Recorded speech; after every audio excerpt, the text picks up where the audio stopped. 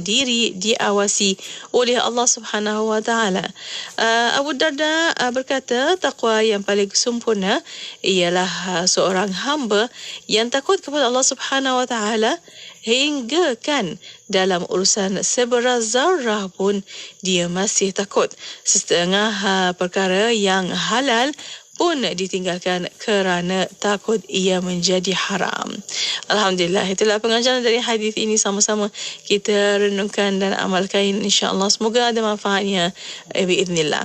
Dan untuk para pendengar, setia bersama kami, banyak lagi perkongsian insya-Allah selepas ini hanya di Destinasi IKIM. Allahumma salli ala Muhammad sallallahu alaihi. Allahumma salli ala Muhammad sallallahu alaihi.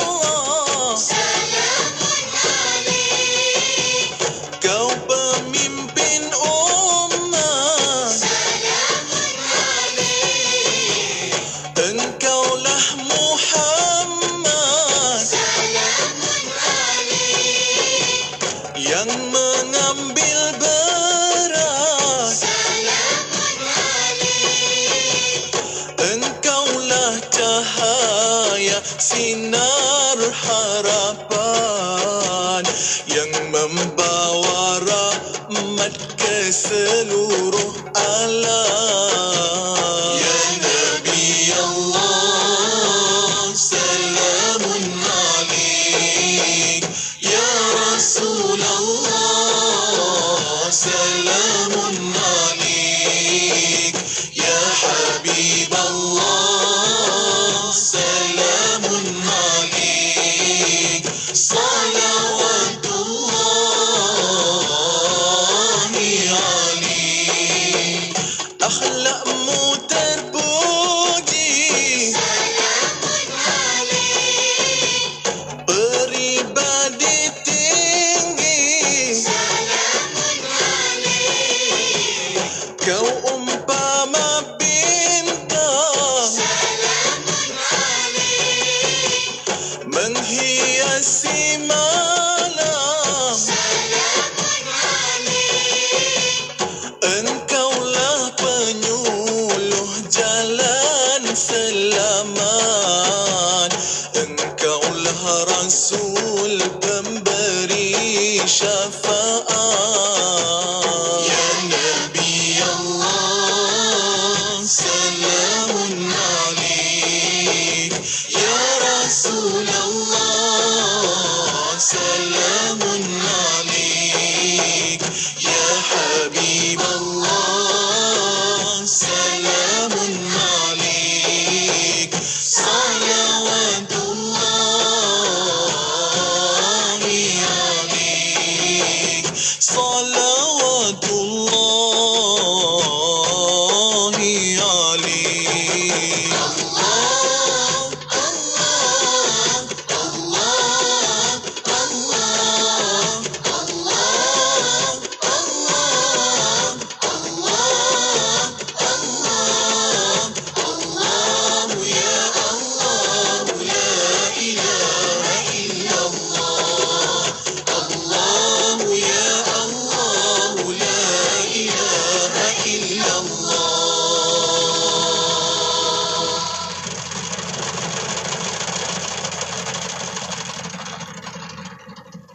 Inspirasi Inforia Islami semuanya diikim. Daripada Ali bin Abi Talib radhiyallahu anhu, Rasulullah sallallahu alaihi wasallam bersabda, "Man un'ima alaihi ni'matun falyahmadillah, wa man istabta'a ar-rizq falyastaghfirillah, wa man ahzanahu amrun falyaqul la haula wa la quwwata illa billah." Maksudnya, sesiapa yang dikurniakan kepadanya nikmat, maka hendaklah ia memuji Allah. Dan sesiapa yang rezekinya payah dan susah, maka hendaklah beristighfar kepada Allah. Dan sesiapa yang dilanda kerunsingan, maka hendaklah diucapkan la haula wa la quwwata illa billah. Hadis riwayat Al-Baihaqi.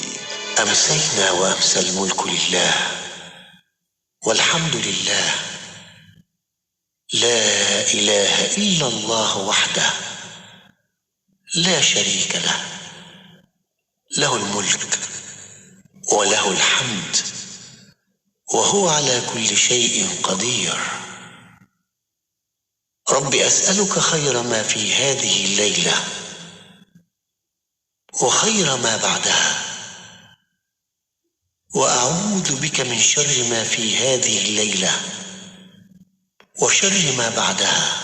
رب أعوذ بك من الكسل وسوء الكبر. رب أعوذ بك من عذاب في النار وعذاب في القبر. Kami dan seluruh kerajaan memasuki waktu petang kerana Allah. Segala puji bagi Allah. Tiada sesembahan yang berhak disembah melainkan Allah semata. Tiada sekutu baginya. Semua kerajaan hanya miliknya dan segala pujian hanya untuknya. Dia maha berkuasa atas segala sesuatu. Wahai Tuhanku, aku memohon kebaikan yang ada di hari ini dan setelahnya.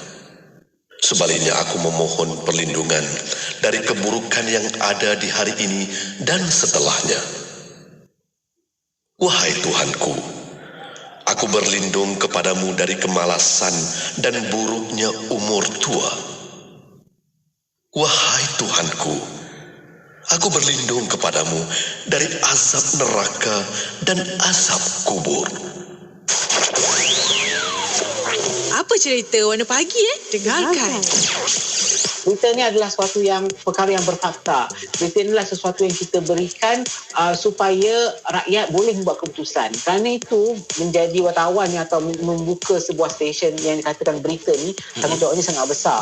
Kerana bila kita keluarkan berita tu, adakah bermanfaat dan orang boleh membuat keputusan daripada berita tu. Bila orang dengar berita, dia tahu benda tu fakta. Jadi bila berita tu diberikan tidak berfakta atau sekadar sentimen yang seperti yang Pian cakap tadi, benda tu tak sepatutnya berlaku lah.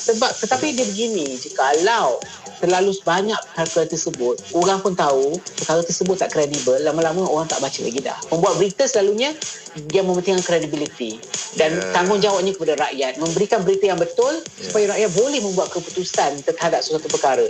Bayangkan memberi perkara yang salah dan rakyat membuat keputusan yang salah, so dia punya dosi panjang lagi lah, so janganlah gitu. Banyak lagi yang menarik dalam Warna Pagi Isnin hingga Jumaat 6 hingga 10 pagi di IKIM Inspirasi Inforia Islami.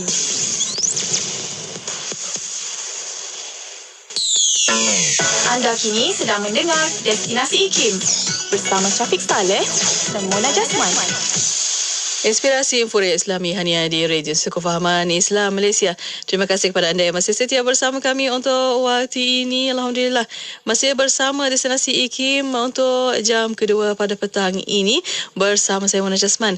Dan untuk para pendengar, untuk saat manusia itu sedang diuji, mungkin apa yang kita boleh perlu ditekuni. Antaranya kita sentiasa dekat dan rapat dengan Allah Subhanahu Wa Taala, memilih memelihara kewarasan diri, bermaksud kita masih boleh berfikir dengan baik dan sedar apa yang kita lalui itu. Seterusnya, kita elakkan gangguan emosi dan perasaan.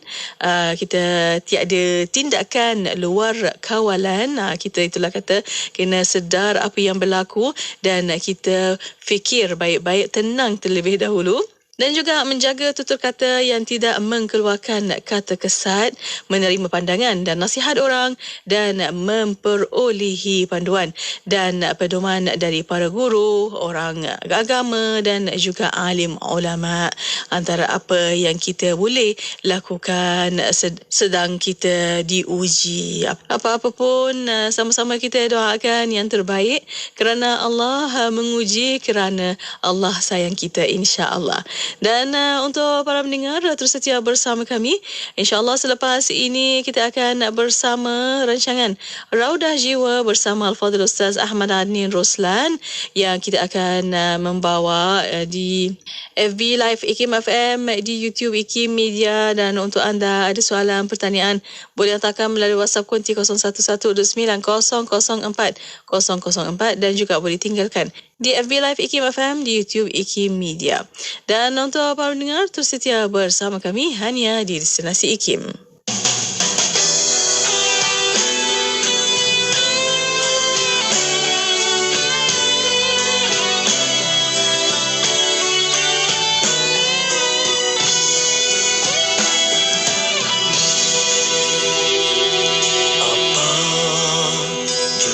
Bala bencana singgah menerpa, menguji jauh mananya sabar kita.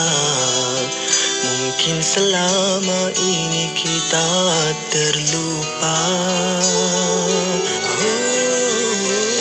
Kita terlalu leka dengan nikmat kurniaannya, maka diberi sedikit ujian, menguji tahap keimanan di jiwa. Bila kesusahan terasa hidup terlalu payah, berbagai persoalan menerjang, baru minta petunjuk hidayah.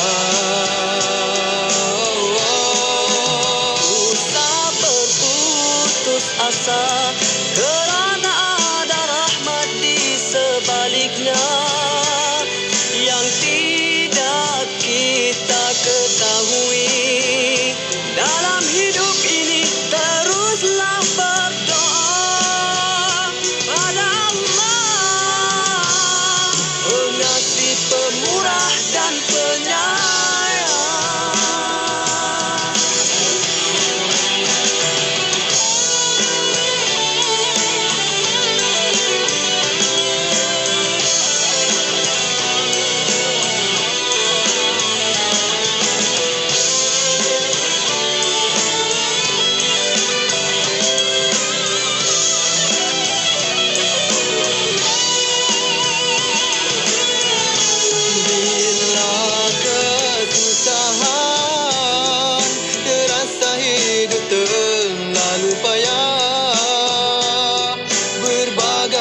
Persoalan menerjang,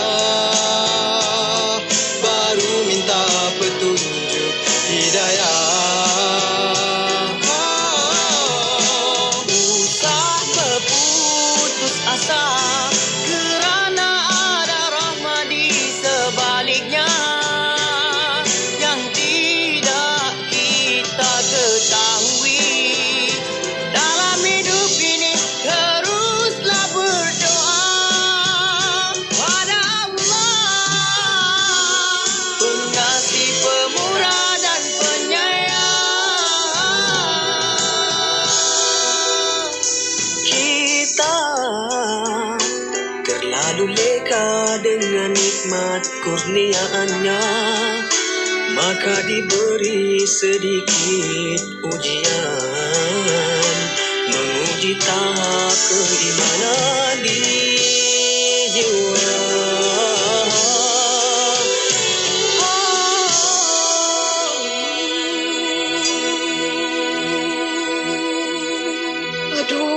Sakit lutut. Gel Amani. Aduh, sakit lutut. Gel Amani. Aduh, sakit lutut. Gel Amani. Sakit lutut?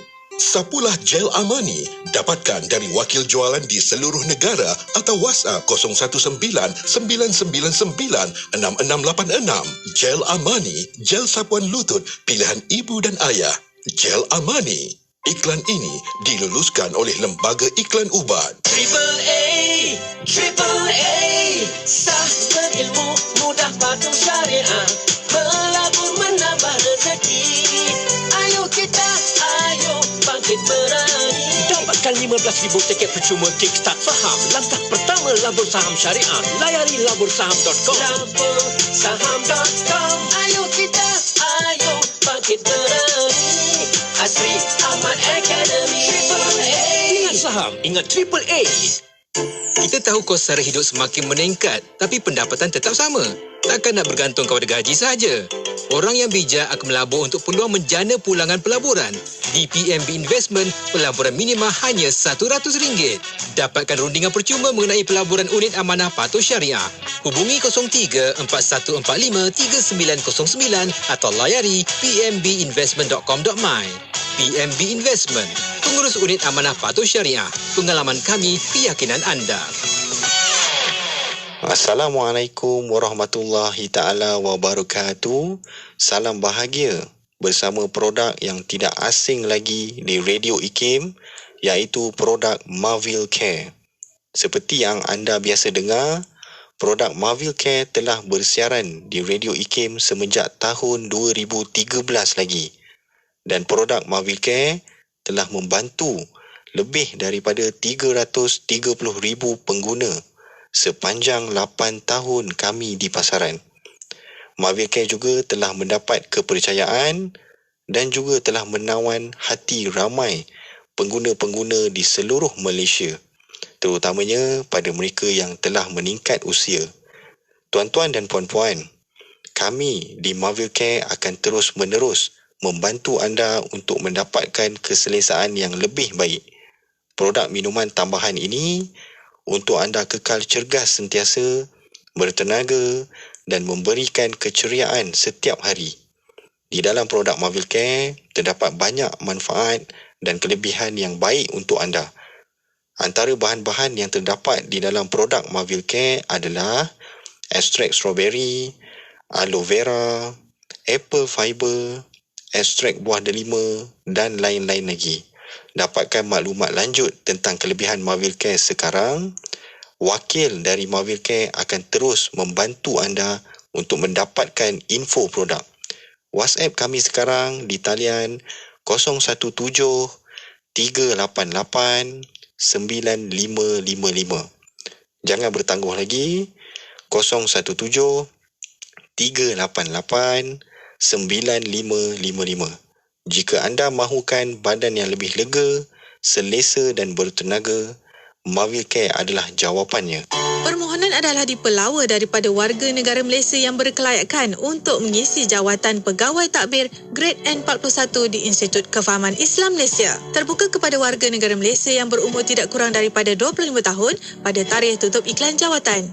Mempunyai ijazah sarjana muda kepujian dengan pengkhususan dalam bidang pengurusan pejabat, perniagaan serta yang bersesuaian yang diiktiraf oleh IKIM daripada institusi pengajian tinggi tempatan atau kelayakan yang setaraf dengannya.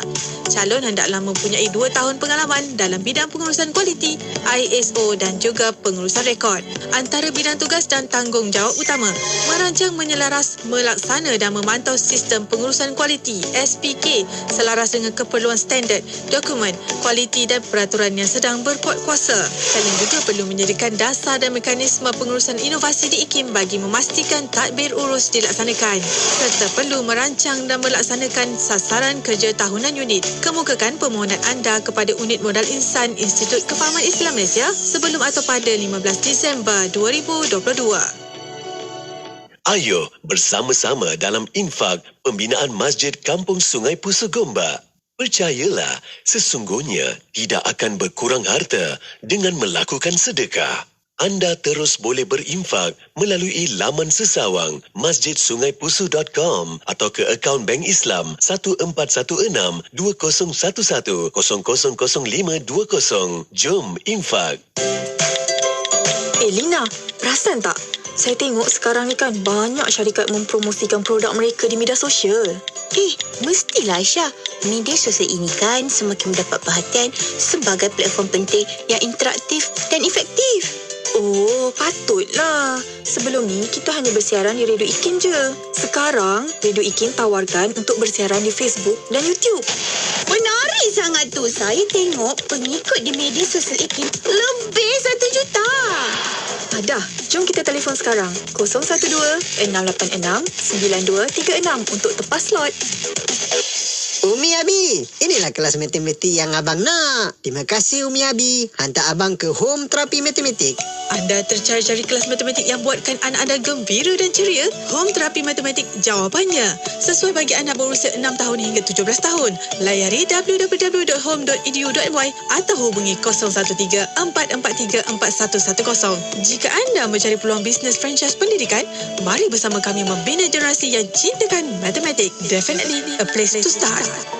Sahabat pendengar, saya Ustazah Isfadiah. Pedih hati saya melihat sendiri kepingan-kepingan kecil roti dijemur di luar rumah mereka yang daif. Saya kira makanan itu untuk ternakannya, tetapi tidak. Rupa-rupanya untuk mereka anak beranak makan. Saki-baki roti yang telah rosak itu mereka basuh dan jemur semula untuk mereka jadikan makanan mereka di kemudian hari. Allahu Akbar. Layari serantaumuslim.org.my untuk maklumat lanjut. Sedekah Serantau Muslim. Pulau Pinang, Perlis, Kedah dan Langkawi 89.0. Bismillahirrahmanirrahim. Alhamdulillahirrabbilalamin. Wassalatu wassalamu ala asyrafil anbiya wal mursalin Sayyidina Muhammad wa ala alihi wa sahbihi ajma'in. Assalamualaikum warahmatullahi ta'ala wabarakatuh. Kepada para pendengar yang masih setia bersama kami di Radio Satu Kefahaman Islam Malaysia Radio IKIM. Alhamdulillah untuk waktu ini masih bersama Destinasi IKIM, dan untuk petang ini bersama insya-Allah untuk hari Isnin seperti biasa jam 5.15 petang kita akan bersama rancangan Raudah Jiwa. Dan untuk rancangan Raudah Jiwa, kita membawa secara langsung di FB Live IKIM FM, di YouTube IKIM Media. Untuk anda ada soalan, boleh hantarkan melalui WhatsApp konti 01129004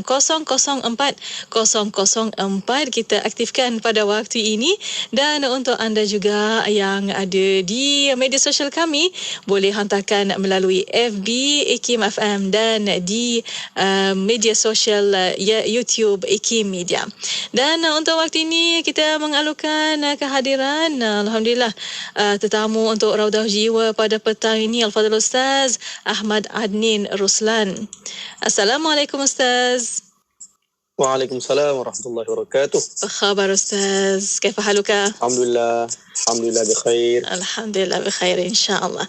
Dan untuk waktu ini bersama Ustaz, insya-Allah petang ini Ustaz nak bawa topik tentang indahnya berdoa. Dan untuk mukadimah ini silakan Ustaz. Bismillahirrahmanirrahim. Alhamdulillahirabbil alamin wassalatu wassalamu ala asyrafil anbiya'i wal mursalin wa ala alihi wa sahbihi ajma'in. Alhamdulillah. Terima kasih DJ Mona. Sama. Dan yang saya sangat hargai pendengar setia Raudah Jiwa dan pendengar setia IKIM FM. Semoga Allah kurniakan kita semua keampunan, keredaan, kerahmatan dan syurganya tanpa hisap insya-Allah. Dan pada petang yang indah ni, petang Isnin ni, kita nak bincangkan topik indahnya berdoa. Topik yang sangat penting khususnya kepada semualah umat Islam, dan juga kita nak bincangkan khususnya pada anak muda. Kenapa saya nak bincangkan topik pada hari ini? Sebab ada beberapa anak-anak muda yang jumpa saya, yang DM saya, dia tanya, Ustaz, apa guna saya berdoa? Allah bukan kabulkan pun doa saya. Allah kata kalau doa Allah nak kabulkan, tapi kenapa Allah mungkir janji? Kadang-kadang saya rasa kecewa, putus asa, sampai saya rasa doa ni sia-sia. Aku doa nak hidup senang, tapi aku diuji itu dan ini. Senang apa bendanya kalau banyak sangat ujian menimpa aku? Itu antara soalan-soalan yang saya pernah dapat lah. Dan saya banyak nasihat mereka supaya bersabar dan jangan bersangka buruk pada Allah. Allah tak pernah memungkiri janji. Tapi dia orang balas balik, kalau betul Allah tu tak memungkiri janji, habis tu kenapa doa aku tak makbul? Cuba jawab. So soalan-soalan yang begitu membuatkan saya terdetiklah untuk berkongsi tentang indahnya berdoa, supaya kita boleh sama-sama faham apakah maksud doa, apakah cara sebenar untuk berdoa, apakah benar Allah tidak memakbulkan doa kita. Dan benda ni kita nak kupas sama-sama pada petang ini, insya-Allah. Itulah mukadimahnya. Ya, insya-Allah. Alhamdulillah. Terima kasih Ustaz.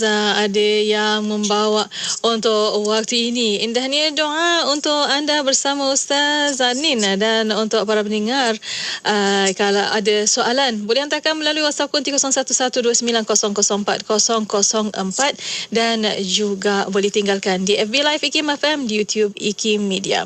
Ada orang kata, Ustaz, kita bila asyik meminta dari manusia ini kena rimas bila kita minta berkali-kali kan. Tapi bila kita minta doa pada Allah Subhanahu Wa Taala, Allah suka dan tak marah. Mungkin ada penjelasan daripada Ustaz. Silakan Ustaz. Okey. Itulah bezanya antara manusia dan Tuhan. Manusia ni, kalau orang minta kita berkali-kali, nak pinjam duit, tolong aku ni, tolong aku tu, kadang-kadang kita rimas kan.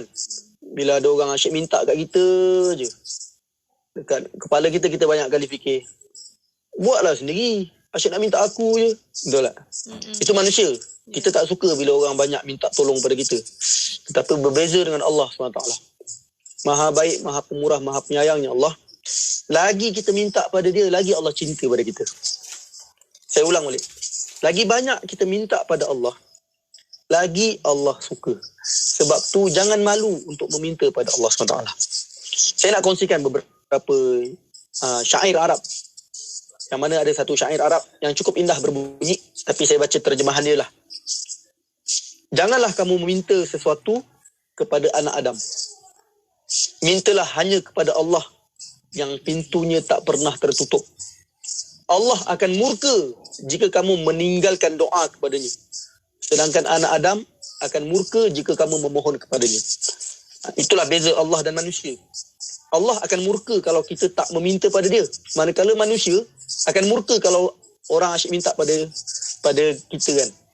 Maknanya, sahabat-sahabat sekalian, lagi kita minta pada Allah, lagi kita doa pada Allah, lagi kita rayu pada Allah, lagi kita mohon pada Allah, lagi-lagilah Allah cinta kepada kita. Manakala kalau kita sombong, tak nak minta pada Allah, kita lebih cenderung untuk meminta pada manusia, maka Allah akan marah. Allah berfirman dalam Al-Quran, yang mana Allah berjanji, ud'uni astajib lakum. Berdoalah kepada aku akan mengabulkannya untuk kalian. Ini satu janji Allah.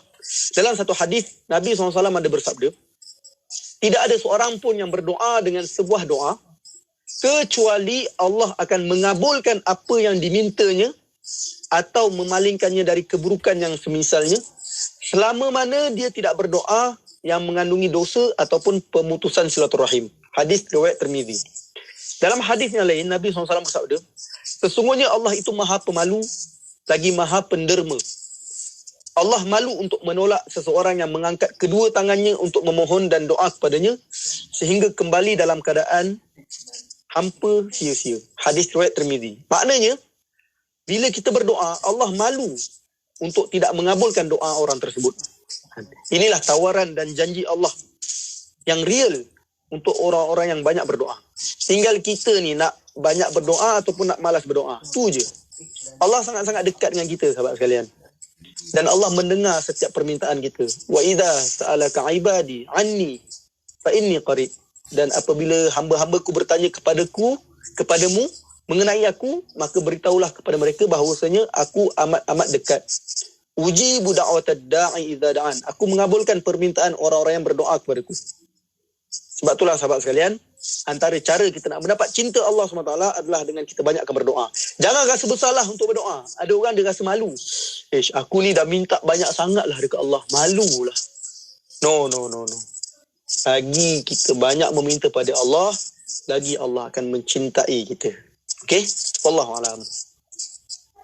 Ya, Alhamdulillah. Terima kasih Ustaz atas pencerahan.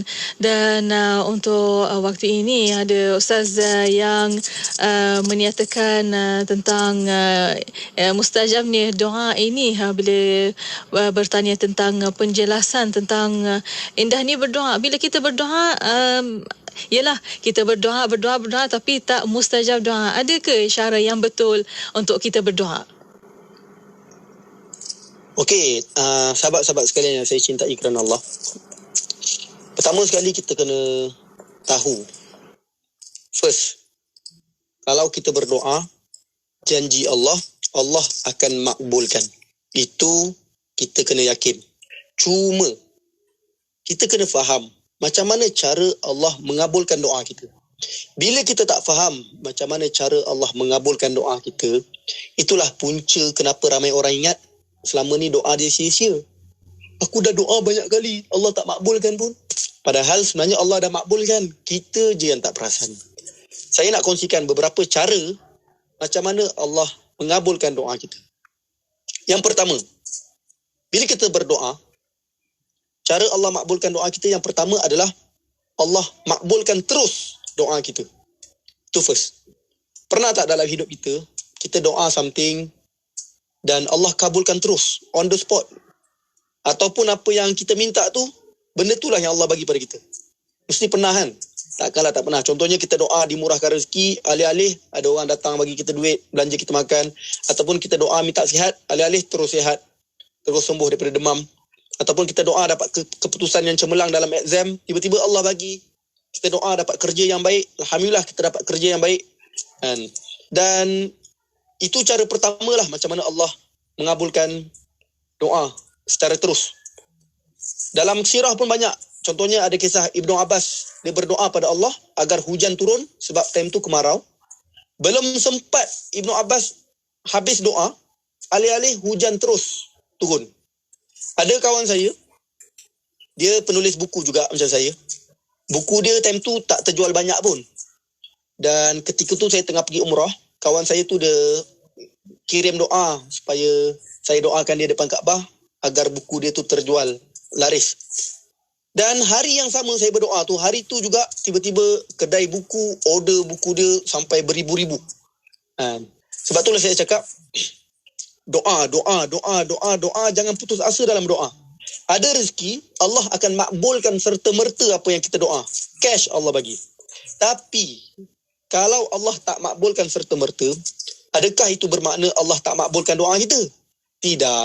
Ada cara kedua Allah makbulkan doa kita. Cara kedua Allah makbulkan doa kita adalah Allah akan makbulkan doa kita di waktu yang lain. Itu saya akan sambung selepas ini. Ya, Alhamdulillah. Terima kasih Ustaz atas pencerahan untuk waktu ini. Dan untuk para pendengar, kita akan berehat seketika. Kita akan kembali selepas ini. Untuk anda ada soalan, boleh hantarkan melalui WhatsApp konti 017129004004 dan juga boleh tinggalkan di FB Live IKIM FM, di YouTube IKIM Media. Berehat seketika, kembali selepas ini. استمروا معنا في إذاعتكم إذاعة معهد الوعي الإسلامي الماليزي لمبah Kelang 91.5 FM. أعوذ بالله من الشيطان الرجيم فخلف من بعدهم خلف أضاعوا الصلاة واتبعوا الشهوات فسوف يلقون غيا. Kemudian mereka digantikan oleh keturunan-keturunan yang mencuaikan solat serta menurut hawa nafsu dengan melakukan maksiat, maka mereka akan menghadapi azab yang di dalam neraka. Sedang pendengar sekalian, ayat ini menceritakan bagaimana selepas berlalunya generasi terdahulu, sama ada merujuk kepada golongan ahli kitab maupun generasi Islam. Generasi yang terkemudian mempunyai tanda-tanda yang negatif dan menunjukkan ia menuju zaman kemusnahan. Tanda-tanda itu ialah apabila solat dicuaikan. Para ulama tafsir mengatakan maksud kecuaian sama ada melambat-lambatkan solat, meninggalkan solat maupun melakukan solat tetapi tidak dengan sempurna. Kesan solat yang tidak dilakukan dengan baik atau solat yang dicuaikan itu, maka generasi tersebut akan menurut sahaja kehendak nafsu syahwat yang pasti membawa kepada pelakuan maksiat yang berleluasa tanpa batas adab dan susila, sehingga budaya hedonisme menjadi anutan mereka. Akhirnya generasi ini akan sesat daripada jalan menuju ke syurga, sebaliknya menuju ke neraka. Perkataan ghayya membawa maksud lembah neraka, kerugian, keburukan, kesesatan dan kekecewaan. Semuanya membawa maksud kesengsaraan dunia dan akhirat. Untuk itu didiklah generasi kita agar komited dengan solat dan bersabarlah dalam mengerjakannya. Juga bersabarlah dalam mendidik anak-anak agar mereka menjadikan solat sebagai agenda utama dalam kehidupan mereka. Maka sebagaimana yang disebut oleh baginda Nabi sallallahu alaihi wasallam, "Man yuridillahu bihi khairan yufaqihu fid din." Siapa yang Allah inginkan padanya kebaikan, maka Allah akan kurniakan dan berikan kepadanya faham tentang agama. Di mukaddimah kitab ini, Al-Imam Al-Ghazali berpesan perkara pertama yang perlu diingatkan kepada orang yang ingin menuntut ilmu adalah membenarkan niat dan tujuannya menuntut ilmu. Sampai Al-Imam Al-Ghazali tidak berpesan dengan kelebihan ilmu dulu, tapi memberi ingatan kalaulah kita berniat dengan ilmu untuk mendapat keduniaan, untuk mendapat harta, untuk mendapat pandangan dari manusia, kita adalah orang-orang yang rugi. Sebenarnya ini juga yang perlu kita ingatkan kepada ahli keluarga kita, anak-anak kita. Kita kena ubah trend kita. Bicara bermanfaat berbagai segmen rancangan dakwah setiap hari, lagu-lagu Islami sepanjang masa. Dengarkan di IKIM, Inspirasi Inforia Islami. Bismillah, alhamdulillah, wassalatu wassalamu ala rasulillah. Alhamdulillah, masih bersama Destinasi IKIM pada waktu ini untuk rancangan Raudah Jiwa bersama Al-Fadil Al-Ustaz Ahmad Adnin Ruslan pada waktu ini. Dan untuk para pendengar, kita membawa secara langsung di FB Live IKIM FM, di YouTube IKIM Media. Untuk anda, soalan boleh hantarkan melalui WhatsApp konti 0112900404 dan juga boleh tinggalkan di FB Live IKIM FM, di YouTube IKIM Media. Dan untuk waktu ini bersama Ustaz Adnin untuk syara kedua untuk dimakbulkan doa. Silakan Ustaz. Okey, tuan-tuan perempuan yang dicintai Allah SWT, sahabat-sahabat sekalian, macam tadi saya dah kongsi, cara Allah memakbulkan doa kita yang pertama adalah bila kita berdoa tu Allah akan makbulkan secara terus. Yang kedua, cara Allah memakbulkan doa adalah Allah akan makbulkan doa kita pada waktu yang lain. Contoh, kita doa pada Allah nak something, tapi Allah tak bagi terus. Allah akan tangguhkan dan Allah akan bagi kita pada saat yang paling Allah rasa sesuai. Contoh, kita doa minta kaya, minta duit yang banyak. Allah tak bagi terus. Mungkin Allah tunggu di saat hati kita mula ada sifat syukur. Barulah Allah akan jadikan kita kaya. Ataupun kita doa nak cemerlang pelajaran. Maybe time kita SPM, kita gagal.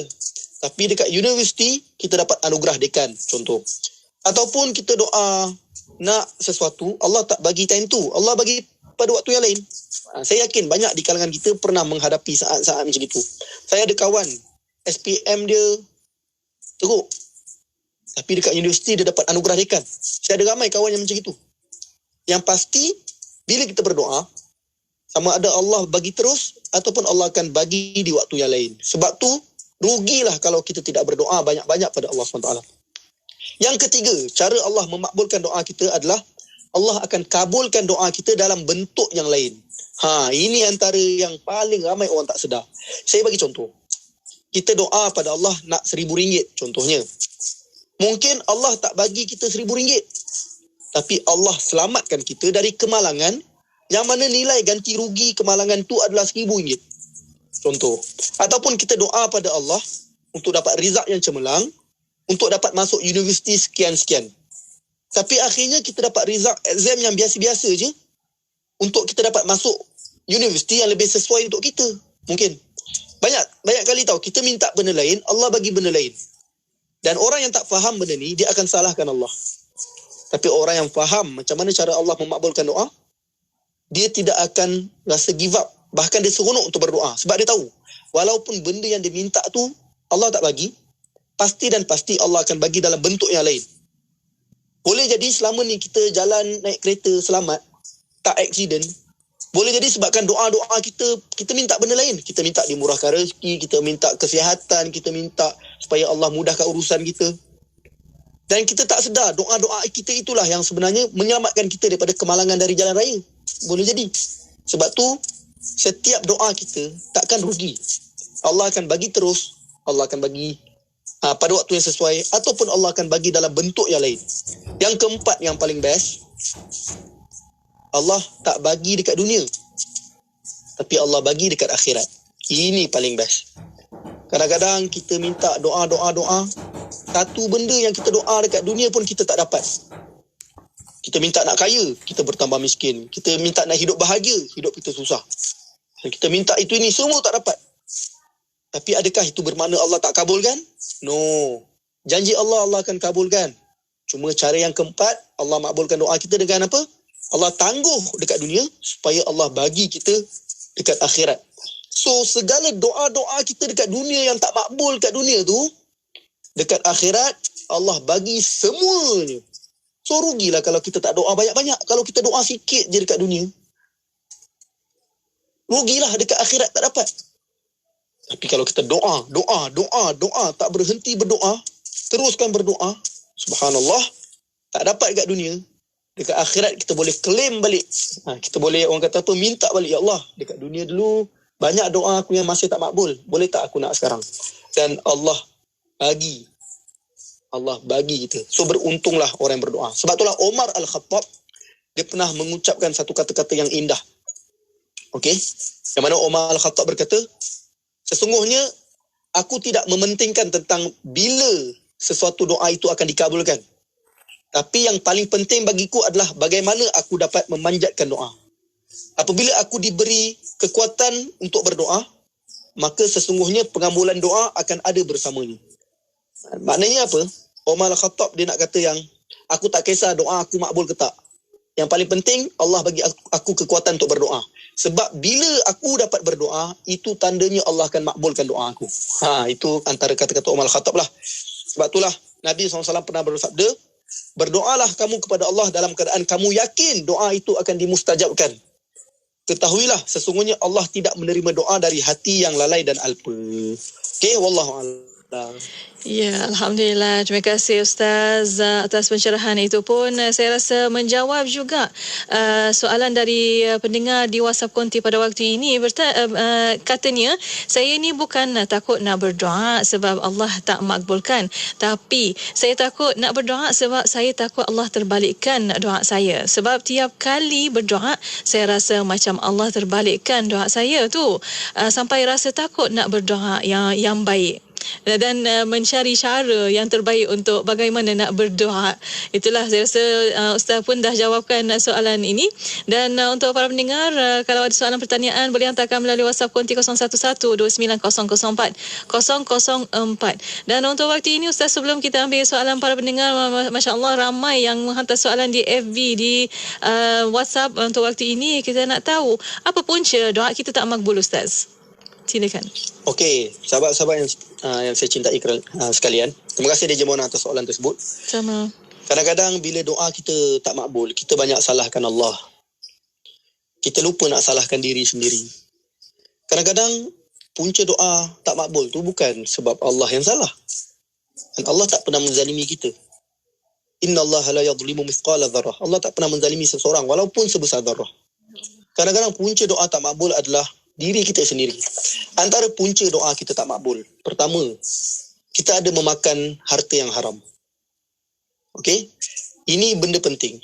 Nabi SAW ada bersabda, sesungguhnya Allah itu baik dan tidaklah menerima kecuali yang baik.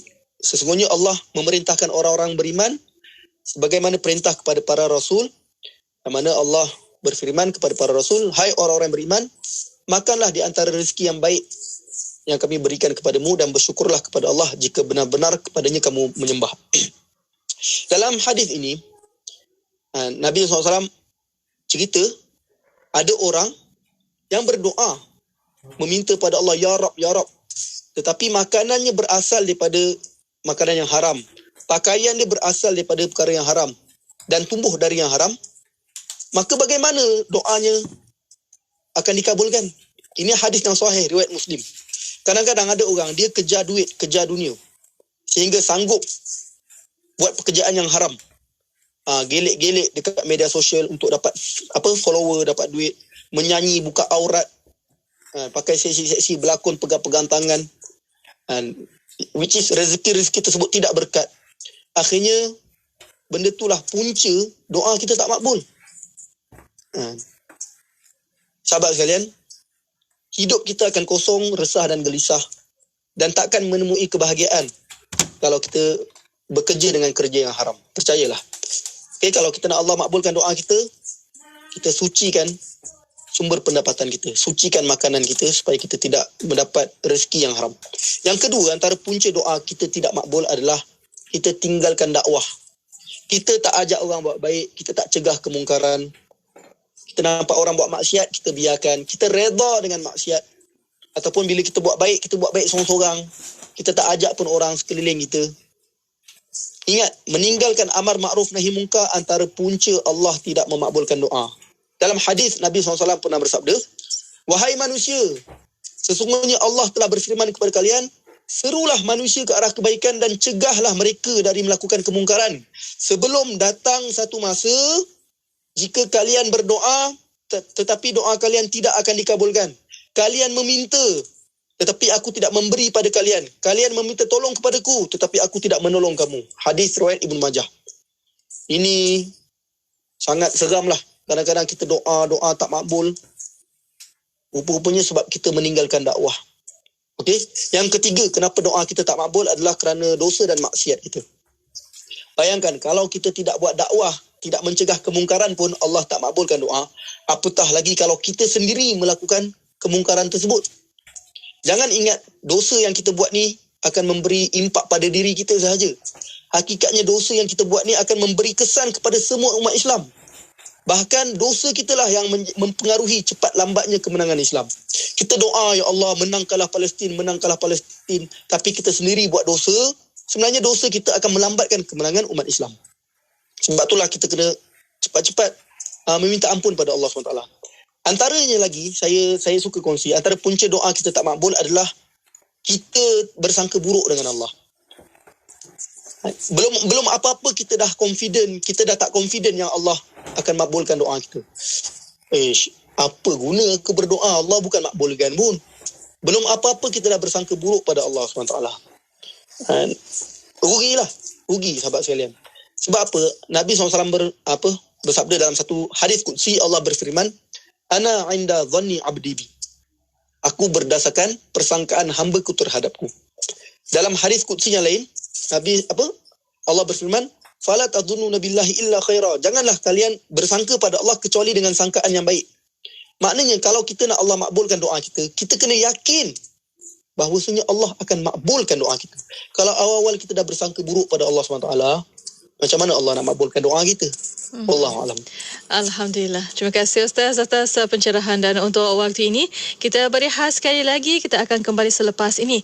Untuk anda terus setia bersama kami hanya di Destinasi IKIM. Bicara bermanfaat berbagai segmen, rancangan dakwah setiap hari, lagu-lagu Islami sepanjang masa. Dengarkan di IKIM, Inspirasi Inforia Islami.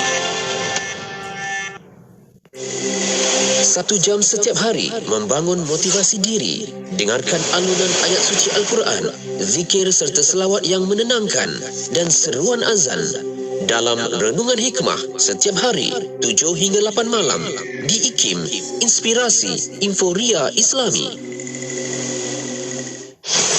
Dalam kegairahan menggunakan aplikasi media sosial, kita perlu memelihara adab sopan dan harga diri dalam bersosial. Setiap status dan komentar yang dibuat naik melambangkan fikiran, sifat dan peribadi anda. Berhati-hati dan fikir dahulu sebelum memuat naik atau berkongsi sesuatu status. Tidak perlulah mendedahkan masalah peribadi anda di laman sosial kerana ia mungkin mendatangkan lebih banyak lagi masalah dan penyesalan di kemudian hari.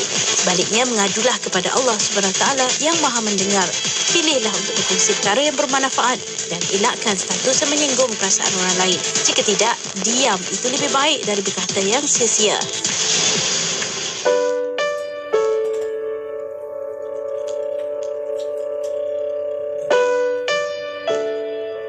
Adalah sangat penting untuk menciptakan, membangun keluarga yang penuh dengan kebahagiaan.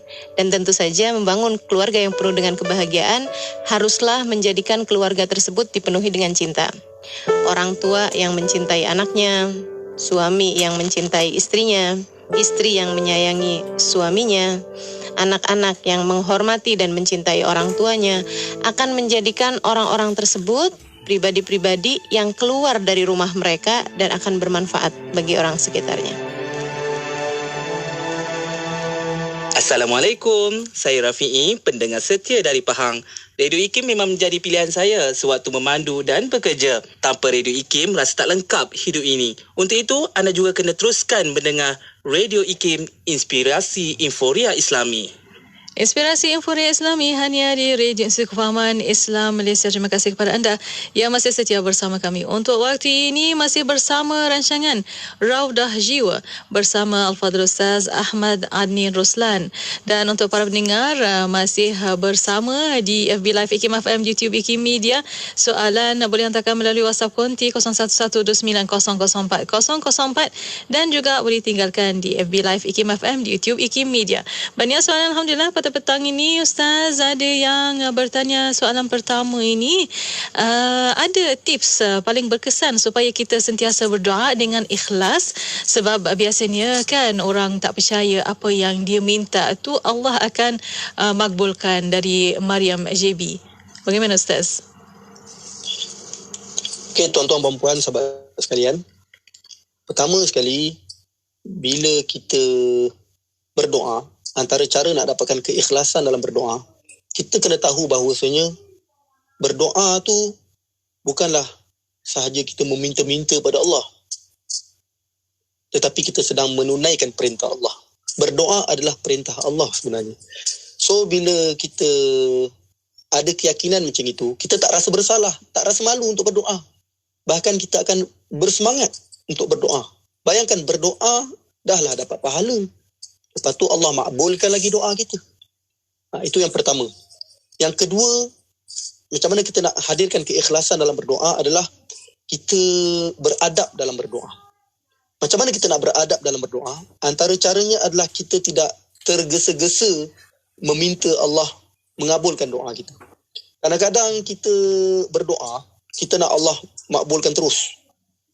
Itu antara faktor besar lah kita mudah bersangka buruk dengan Allah, iaitu kita tergesa-gesa dalam doa. Kita nak paksa Allah mengabulkan doa kita. Bila Allah macam tak makbulkan ataupun Allah bagi dalam bentuk yang lain, kita mula marah, mempersoalkan, dan akhirnya kita makin jauh daripada Allah SWT. Sebab itulah Nabi SAW berpesan pada kita, doa salah seorang dari kalian akan dikabulkan selagi mana kalian tidak tergesa-gesa dalam mengucapkan, aku telah berdoa tetapi mengapa belum dikabulkan. Hadis riwayat Bukhari. Maknanya once kita tergesa-gesa dalam berdoa, itu antara punca Allah tak makbulkan. Okey. Yang ketiga, macam mana kita nak ikhlas dalam berdoa adalah bila kita berdoa tu kita fahamlah apa yang kita minta. Kadang-kadang yes, memang sunnahnya kita berdoa dalam bahasa Arab. Tetapi kalau bahasa Arab tu kita tak faham, tak salah untuk kita berdoa dalam bahasa Melayu. Kita meluahkan, kita merayu, meminta, merintih. Kita buat ayat kita sendiri. Macam kita tengah bersembang dengan orang, macam tu kita bersembang. Bercerita dengan Allah, ya Allah aku nak ni, ya Allah aku nak tu, ya Allah aku ada masalah ni, ya Allah aku ada masalah tu. Supaya kita punya doa tu lebih ikhlas, lebih khusyuk, sebab kita tahu apa yang kita sedang minta. Okey, wallahualam. Alhamdulillah, terima kasih Ustaz. Ada soalan satu lagi dari Doha. Yunus di FB IKIM FM bertanya, adakah boleh kita sebagai pendosa berulang-ulang berdosa agar diampuni dan memohon perkara-perkara lain juga, sedangkan setelah itu kita akan tetap mengulangi lagi dosa tersebut? Bagaimana Ustaz? Soalan yang baik. Adakah kita sebagai pendosa ni berulang-ulang berdoa agar Allah ampunkan kita? Dan kita minta benda-benda lain juga. Sedangkan setelah tu kita ulang balik dosa. Okey, kita kena tahu. Kullu bani Adam khata'. Setiap anak Adam ni melakukan kesalahan. yang berulang-ulang. Okey? Dan sebaik-baik orang yang berdosa adalah orang yang bertaubat, orang yang sering bertaubat. Dalam Al-Quran Allah kata innallaha yuhibbut tawwabin. Sesungguhnya Allah mencintai orang yang sering bertaubat. Allah tak kata Allah cinta orang yang bertaubat. Tapi Allah kata Allah mencintai orang yang sering bertaubat. Kenapa Allah guna perkataan tersebut? Sebab Allah tahu manusia ni bila buat dosa dia akan ulang balik. Kita ni bukan hari ni bertaubat esok terus jadi malaikat. Tidak. Kita memang pendosa. Dosa yang kita sengaja ataupun tak sengaja. Inilah manusia. Dan perintah Allah untuk kita mengulangi taubat setiap hari, setiap waktu.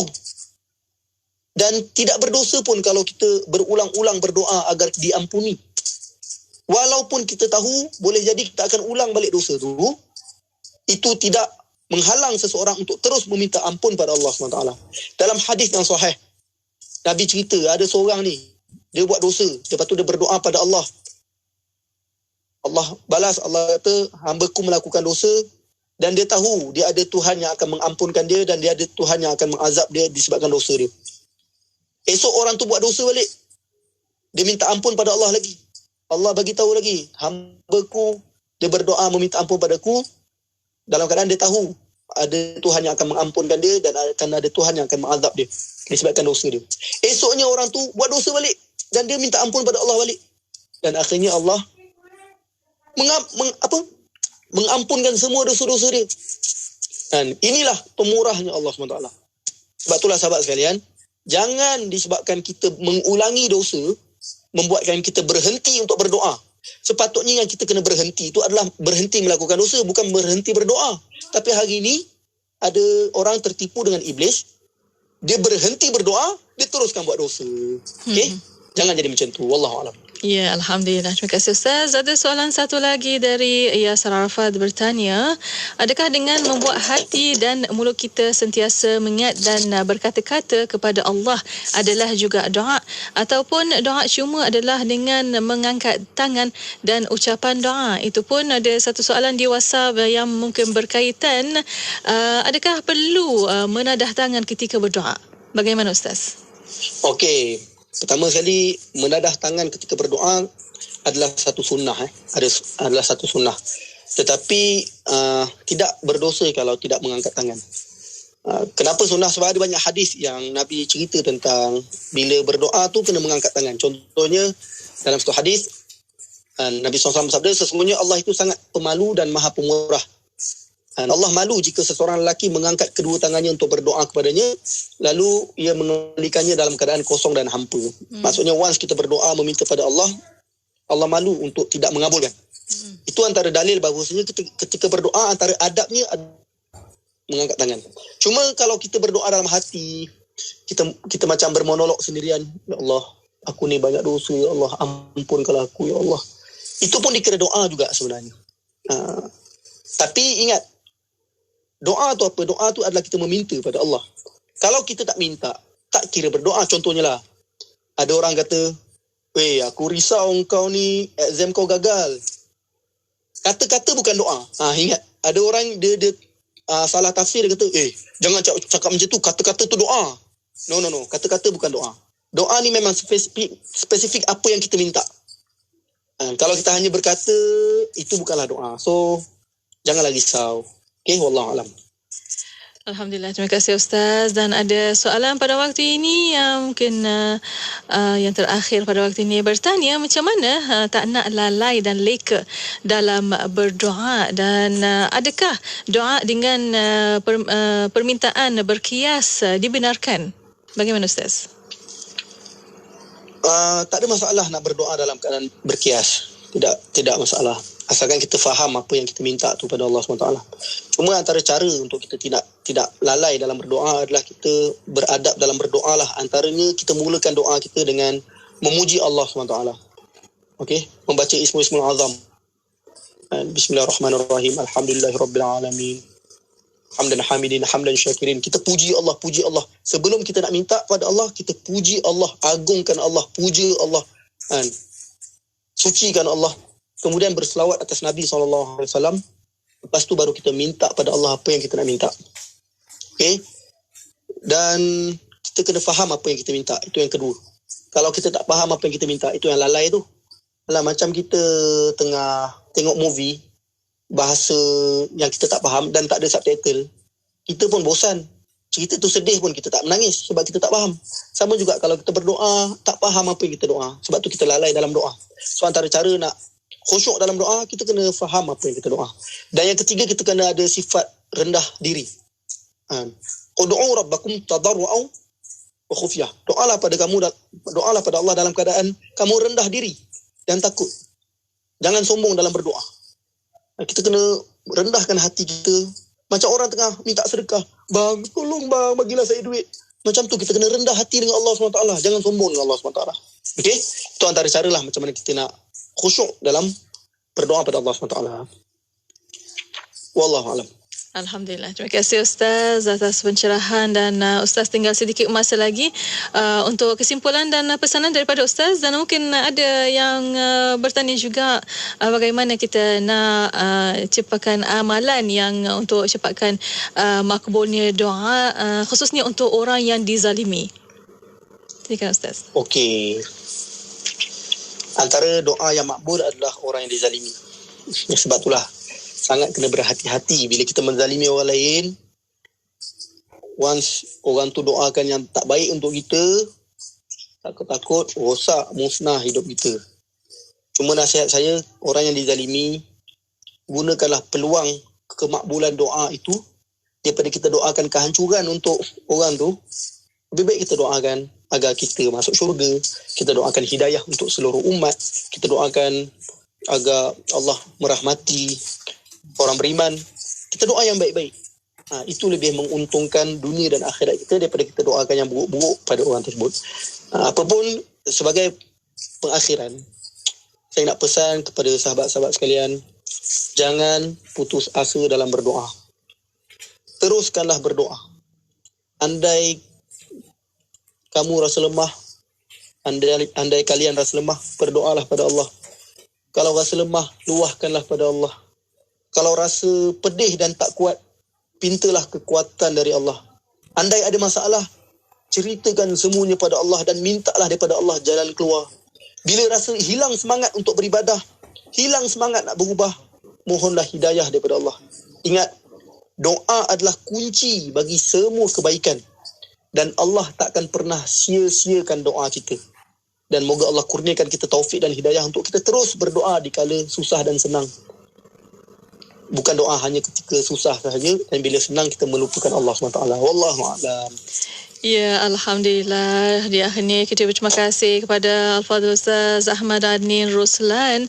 Terima kasih Ustaz atas pencerahan untuk petang ini. Indahnya berdoa. Sama-sama kita berdoa para pendengar untuk kita sama-sama masuk syurga tanpa hisab dan azab, insya-Allah. Di akhirnya jazakallah kulla khair Ustaz. Insya-Allah ada kesempatan kita akan jumpa lagi. Assalamualaikum. Assalamualaikum. Waalaikumsalam. Warahmatullahi. Alhamdulillah. Dan untuk para pendengar, terima kasih kepada anda dan untuk anda terus setia bersama kami. Destinasi IKIM, Inspirasi Infuriah Islami. Kuantan 89.6 FM. Subhanallah walhamdulillah wa la ilaha illallah wallahu akbar ولا حول ولا قوة إلا بالله سبحان الله والحمد لله ولا إله إلا الله والله أكبر ولا حول ولا قوة إلا بالله. Inspirasi Inforia Islami, semuanya diikim. Pengumuman azan maghrib ini dibawakan khas oleh Yayasan